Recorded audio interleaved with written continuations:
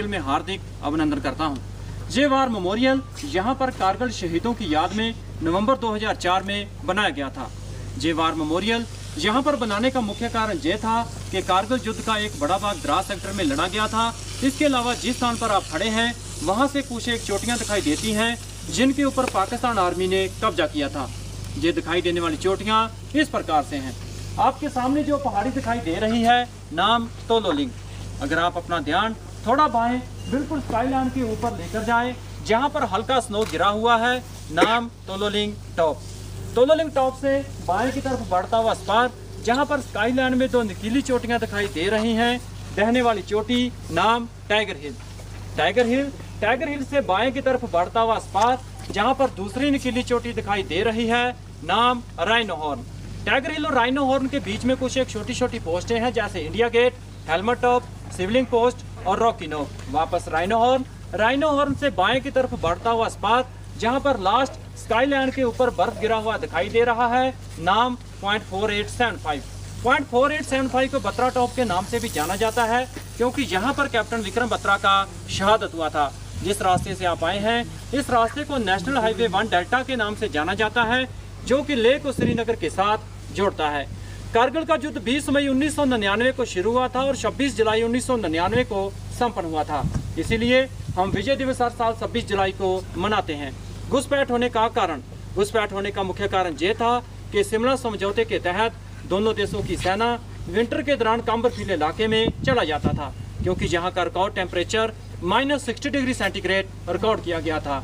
1998 के विंटर के दौरान जब हमारी सेना LOC को छोड़कर काम्बरफील इलाके में चला गया, तो उस समय पाकिस्तान आर्मी ने धोखे से हमारी पोस्टों के ऊपर कब्जा कर लिया। और जब वापस 1999 के समर के दौरान हमारी सेना LOC पर गया, तो उसने देखा कि पाकिस्तान आर्मी हमारी पोस्टों के ऊपर कब्जा जमाए बैठी थी और ये एरिया गुमरी से लेकर साउथ ग्लेशियर तुर्तक तक था।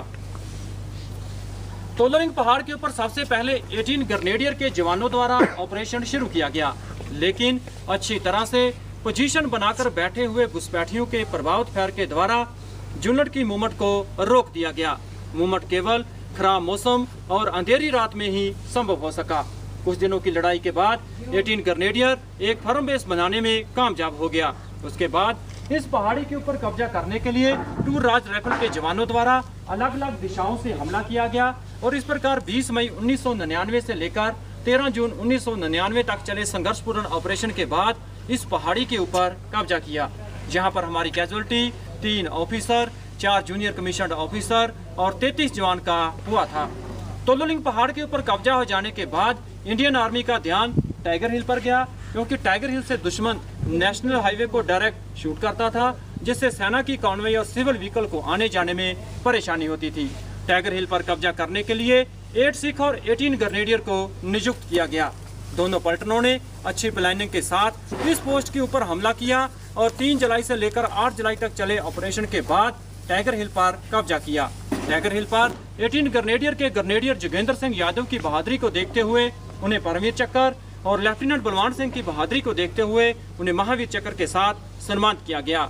इसके अलावा 8 सिख के द्वारा टाइगर हिल की साथ वाली पोस्ट इंडिया गेट पर भी कब्जा किया गया, जहां पर हमारी casualty 1 officer, 4 junior commissioned officer और 30 जवान का हुआ था। इसके अलावा 120 जवान घायल हुए थे। .4875 पर कब्जा करने के लिए कैप्टन विक्रम बत्रा की बहादुरी को देखते हुए उन्हीं की पलटन 13 जैक राइफल को नियुक्त किया गया और .4875 के दूसरे फीचर्स जैसे पिंपल 1, पिंपल 2 और वेल बैग पर कब्जा करने के लिए 17 जाट और ट्विन बम पर कब्जा करने के लिए 2 नागा को डिटेल किया गया।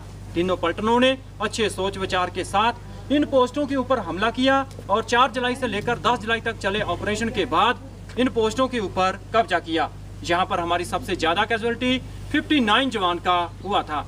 जहां पर ही पाकिस्तान रेंजर्स की गोली लगने से कैप्टन विक्रम बत्रा और कैप्टन अनुज नायर का शहादत हुआ। कैप्टन विक्रम बत्रा और राइफलमैन संजय कुमार की बहादुरी को देखते हुए उन्हें परमवीर चक्र और कैप्टन अनुज नायर की बहादुरी को देखते हुए उन्हें महावीर चक्र के साथ सम्मानित किया गया।